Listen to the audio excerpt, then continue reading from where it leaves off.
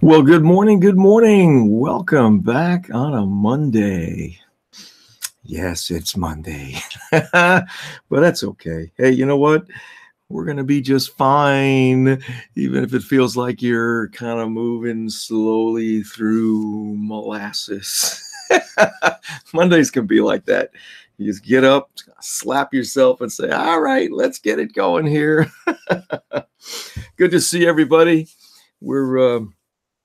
Wow, look at all these folks that have jumped in here at the beginning. Oh my gosh.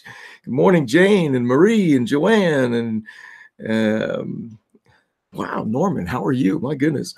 Lisa, good morning. Who else have we got here? April, my goodness. Thank you all for taking a couple of minutes to hang out as we enjoy a little breakfast with Jesus. It's our weekday morning get together, 8:30 Eastern. So appreciate you taking a few minutes today to just hang out a bit. So we're going to look at a little snippet here from Mark chapter 6 that I think carries with it such an important principle, an important truth that we in our generation, our society today, we really need to understand this. And so Mark chapter 6 and verse 30, it says that the apostles gathered together with Jesus and they reported to him all that they had done and taught. Now, just remember the context here is Jesus had sent them out 2 by 2 on their first mission trip. All right. They were sent out on their first assignment to go out into the various towns and villages and just basically do what they had been seeing Jesus doing, telling people the good news, healing the sick, doing all these miracles. And so now they've come back and they're basically letting Jesus know how it went, kind of debriefing, giving him testimonies about all the good stuff that happened, right? So here's Jesus' response to that, right? In verse 31, he says to them, "Come away by yourselves to a lonely place and rest a while." For there were many people coming and going, and they did not even have time to eat. All right. Clearly, this was extremely busy. All right. And so verse 32 says that they went away in a boat to a lonely place by themselves. Now, as we'll see tomorrow, it didn't work out exactly how Jesus had wanted it to, right? But the point here that I think we've got to recognize is that Jesus, he understood that there needs to be some kind of balance in our lives. And I don't know about you, but, I've grown up in this era where we just seem to have accelerated life to such an extent that it's like, what was that old show, Stop the World, I Want to Get Off? Or was that a song? I don't remember. I just Stop the World, I Want to Get Off, right? We are constantly moving and doing things and just being bombarded with all kinds of sensory input from whatever's going on around us. And, it wasn't like that back then. Right? They didn't have the internet. They didn't have media. They didn't have anything. When the sun went down, life was done. You went to bed, right? But nonetheless, right? Jesus, after sending these guys out on what probably was a pretty, exhausting journey, doing all this stuff that they'd never done before on their own. Think about it. Have you ever been in a situation where you tried something difficult for the first time? Maybe it was public speaking. Maybe it was, taking a course that, you felt you needed it, but it was so hard because it was not a subject that was, an easy one for you, but you got through it. And what happened when you were done? There was a sense of relief, but also there was this exhaustion, oh my gosh. So Jesus very wisely says, you know what? We're taking a break. We're taking a break. It's siesta time. We're going to go on a little mini vacation here and just chill because, self-care is an absolutely important thing that all of us need to address in our lives. If we're not building into our lives some kind of regular time where we just unplug, whatever that looks like for you, right? Just unplug for however long you're able to. I mean, even if it's only for a few hours, that, you just kind of like, I don't exist anymore, right? And that's kind of what Jesus was going after here, is this idea that, hey, let's get away to a lonely place. In other words, a place where people don't ordinarily go, so that we can kind of be by ourselves, decompress, just relax, and maybe just, hang out. Okay. I don't know. It seems to me like that's kind of a lost art these days. I mean, think back, if you're, of my generation, maybe think back when you were a kid and how, your concept of time was so different, right? We didn't think of time the way we do now. It was almost like when summer vacation hit, man, it felt like this was going to go on forever. You'd wake up in the morning, you have the whole day, and there was no sense of pressure to get something done by a certain time and be at a certain place, and all these kinds of things that we now understand. Well, this is adult life, right? But there's something about that, about the ability to really remove yourself from that day to day, so that you're able to recharge, refresh, whatever that looks like for you. Some people are very successful at doing this on a daily basis, where they have made time. They get up at some ungodly hour, 4 or 5 o'clock in the morning. I shouldn't say that, because if you have to get up then that's a godly hour, if that's what you have to do.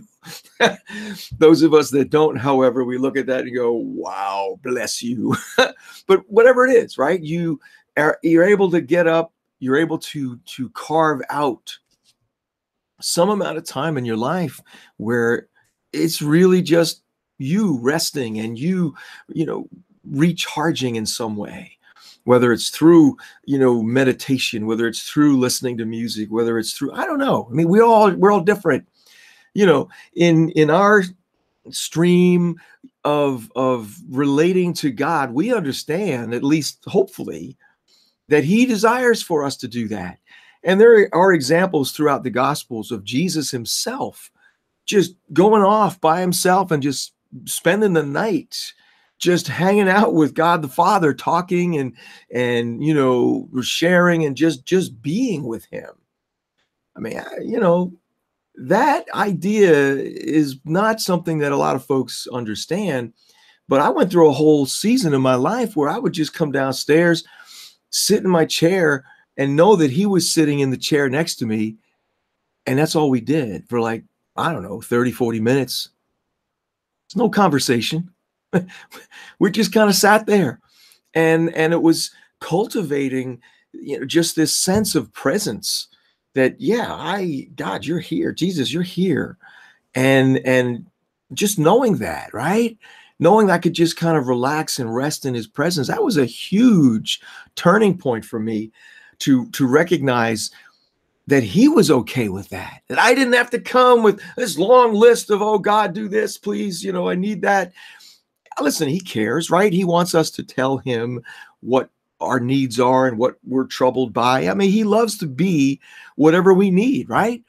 But there's also this other aspect of life where we can simply come and rest and really just hang out with him.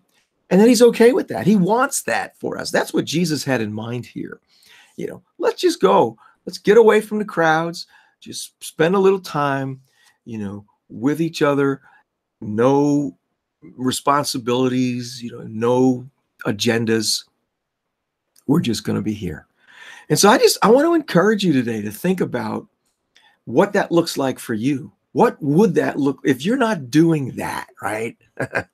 I mean, look, think of it this way. When God created everything, he took a day of rest. and instituted this thing called the Sabbath that the Jews were faithful, at least on some level, to carry out, and still do, right? The Sabbath is still considered a day of rest in the Jewish tradition. And in the Christian end, no, I don't think that we really see it the same way. Obviously, we've shifted to Sunday instead of Saturday, which is fine. But the idea that was inherent in the Sabbath, where you really do chill out and focus on God, just focus on, allowing yourself to receive whatever you need. Again, the idea of self-care. Listen, if you're engaged on a regular basis in serving people in some way, which we all are, if you think about it, right?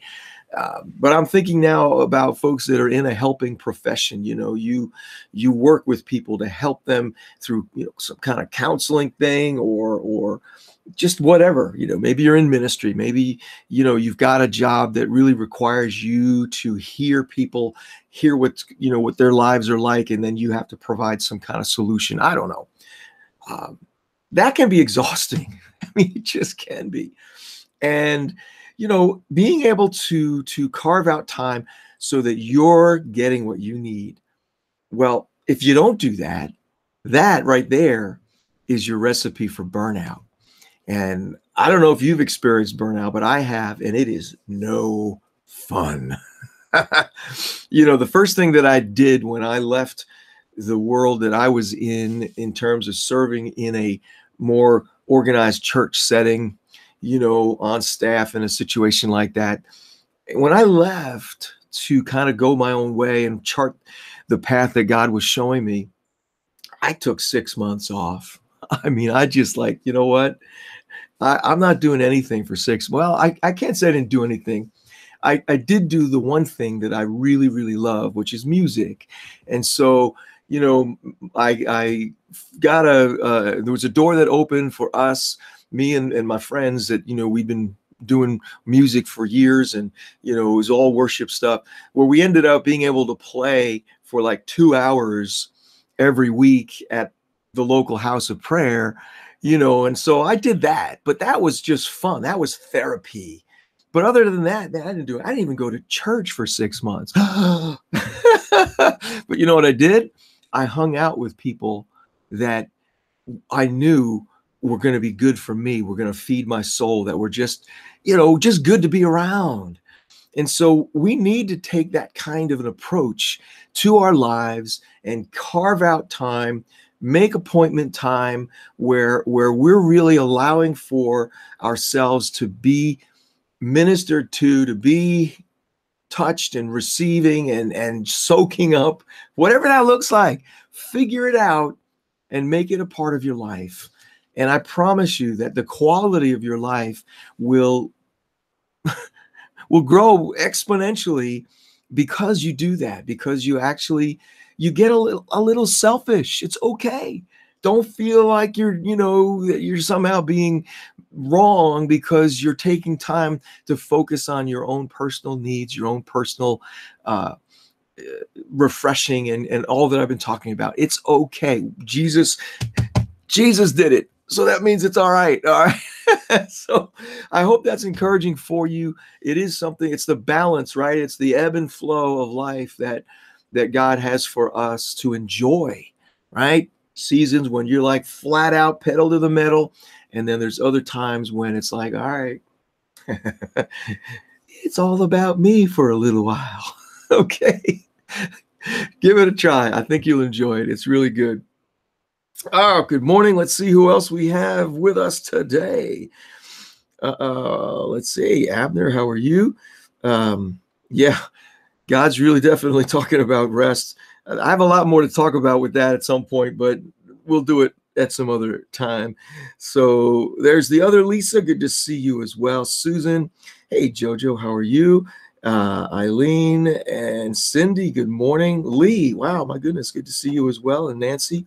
Hey, thank you all. It's great to have you jump in at least for a few minutes. We're here every weekday morning at 8:30. So those of you that would be so kind to be a share bear buddy and share the video. Hopefully we get a few others to see what we're doing here. And if you want to reach out, there's my email. Feel free to shoot me that or a Facebook private message.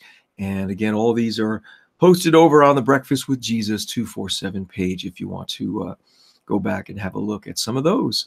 So thanks again. Good to be with you. Look forward to doing it again tomorrow at 8:30 Eastern. And until then, you be blessed.